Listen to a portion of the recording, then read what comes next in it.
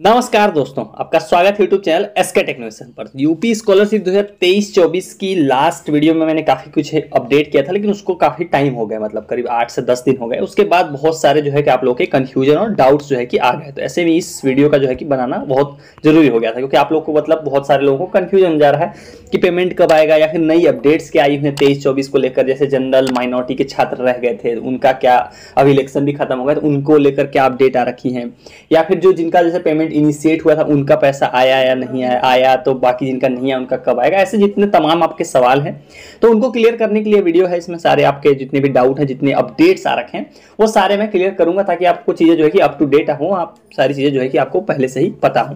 तो चलिए वीडियो को शुरू करते हैं। उससे पहले वीडियो को सभी लोग लाइक कर दीजिए, चैनल को सब्सक्राइब नहीं कर रखा है। देखो, अगर आप सही अपडेट पाना चाहते हो बिना मतलब किसी भी गड़बड़ी के, तो बिल्कुल सही चैनल पर मौजूद हो, तुरंत जो है कि सब्सक्राइब करके रख लो। चलिए लाइन से बात करते हैं कि सबसे पहले हम लोग बात करते हैं जो जनरल और माइनॉरिटी के छात्र हैं, ओबीसी के छात्र हैं, जिनका जो है कि पैसा नहीं आया, जिनके लिए बोला गया था इलेक्शन के बाद आएगा, फॉर्म वेरीफाई था, सब कुछ था, उनको लेकर क्या अपडेट है। देखो, अभी यहाँ 2-3 दिन पहले आप लोगों ने ये अखबार में जो है कि न्यूज़ पढ़ी होगी, आप लोगों ने ये टेलीग्राम पर ही भेजा है, तो बड़ी काम की न्यूज़ है। तो अभी क्या है, सबसे इंपॉर्टेंट बात इन्होंने क्या बोला था, जो समाज कल्याण के मंत्री हैं, अगर आप याद होगा, असीम अरुण जी, उन्होंने बोला था कि जो आचार संहिता है, इलेक्शन के बाद जो है कि आचार संहिता जब समाप्त हो जाएगी तो जितने भी जनरल और फिर जो है माइनॉरिटी या ओबीसी के छात्र जिनका भुगतान नहीं हो पाया, फॉर्म वेरीफाई है, या फिर ऐसे कार्ड की सत्यापित नहीं, कार्ड रिजेक्ट हुआ, या ऐसे जितने भी इश्यूज थे, उनको क्या बोला था इन्होंने कि इलेक्शन के बाद करेंगे। इलेक्शन के बाद मतलब आचार संहिता हटने के बाद। तो अभी आचार संहिता जो है कि हट गई है, यहाँ पर देख सकते हैं आप लोग, आचार संहिता समाप्त, अब शुरू हो सकेंगे विकास कार्य। तो अभी एक अपडेट तो ये निकल कर आ गई है कि आचार संहिता हुई है समाप्त, अब जितने भी विकास कार्य जो फंसे हुए थे उसमें आपके स्कॉलरशिप वाला भी काम आ जाता है, वो सारे अब हो सकेंगे। लेकिन ये तो हो गया ब्रॉड लेवल पे, जो हमने मतलब एक इससे जो है कि अंदाजा लगा लिया कि अब जो है कि फ्री है, गवर्नमेंट फ्री है ये चीजें करने के लिए। लेकिन सवाल ये है कि अभी स्कॉलरशिप से लेकर पर्टिकुलर ना उस विभाग का कोई मतलब आया है मैसेज कि कुछ करेंगे, या फिर ना वो मंत्री जी का है जिन्होंने पहले बोला था। तो अभी जो अपडेट है वो यही है बस आप लोगों के लिए, कि अभी तक उस प्रॉपर स्कॉलरशिप से रिलेटेड कोई भी जो है कि इन्होंने बयान जारी नहीं किया है, ना कोई डेट जारी किया, ना टाइम टेबल जारी किया है। और देखो, मैंने आपको बताया था, वीडियोस के बीच में भी बताया था कि उम्मीद आपको कमी रखना है किसी के भी वादों पे कि इलेक्शन के बाद करेंगे, क्योंकि तो नया सत्र भी अगले महीने से शुरू हो जाएगा। तो बहुत कम उम्मीद रखनी है आपको, और वही हुआ भी। अभी तक देखो कोई बयानबाजी नहीं की गई है इस पर, ना कोई टेबल जारी किया गया, टाइम टेबल जारी किया गया। तो उम्मीद अब जो है कि धीरे धीरे काफी जो है कि तेजी से खत्म होती जा रही है। तो जितने भी जनरल माइनॉरिटी छात्र उनके लिए तो बुरी खबर थी, जो थी यही थी कि अभी बस एक चीज पॉजिटिव ये निकल कर आई है कि अब अगर कुछ करना चाहते हैं तो लोग अगले 5 से 7 दिनों के अंदर अंदर आपके पास ये पॉजिटिव न्यूज निकल कर आ जाएगी। नहीं तो आप उम्मीद जो है कि इस वाली 23-24 सेशन की जो है कि समाप्त हो जाएगी, जिनका आना था उनका आ चुका है। तो ये तो हो गया हमारे जनरल और माइनॉरिटी के छात्रों की। अभी बात करते हैं जो SC ST के बहुत तेजी से फॉर्म वेरीफाई हो रहे हैं, उनको लेकर बड़ा सवाल है, और जिनका जो है कि पेमेंट इनिशिएट हुआ उनको लेकर। तो पहले हम लोग बात कर रहे थे पेमेंट जिनका इनिशिएट हुआ उनको लेकर। देखो, पेमेंट इनिशिएट हुआ था काफी लोगों का जो है कि मई के जो है कि आखिरी हफ्ते में बहुत लोगों का इनिशिएट हुआ था।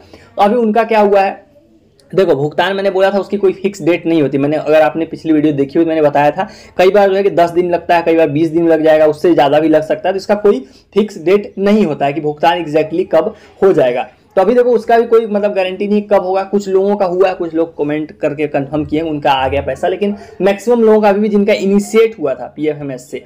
आपको PFMS पे देखो बहुत लोग गलती करते हैं, बेनिफिशियरी डिटेल नहीं देखनी है, आपको पेमेंट डिटेल देखनी है। वहां पे आपको पता लगेगा कि पेमेंट इनिशिएट हुआ है या नहीं हुआ है। तो अगर आपका पेमेंट इनिशिएट हो गया है तो मैंने आपको बताया था जो काम उस वीडियो में, वही दोबारा यहाँ रिपीट कर दूंगा कि पहले काम आपको क्या करना है, NPCI अपनी एक्टिव रखनी। बहुत लोगों का जो है कि इस तरह रिजेक्ट हो रहा है। उसके बाद जो है कि आपका जो है कि ट्रांजैक्शन लिमिट अपने खाते में देख लेनी, किसी तरह की ट्रांजैक्शन लिमिट नहीं लगी होनी चाहिए।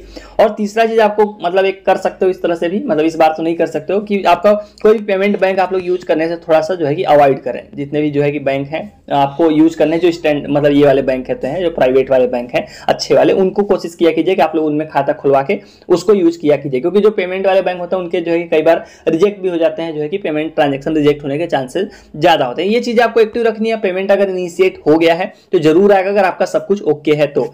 अभी कब आएगा इसको एग्जैक्ट कमिट कर पाना मुश्किल है, लेकिन अभी जो लास्ट डेट है पेमेंट की वो क्या है, 28 जून है। 28 जून जो है कि SC ST वालों की है, तो उसके पहले पैसा आ जाएगा और ऑलरेडी आज 9 जून हो ही गया है। बस अगले आपको समझ लो कि 10 दिनों के अंदर अंदर आपको जो है कि भुगतान जो है कि हो जाएगा।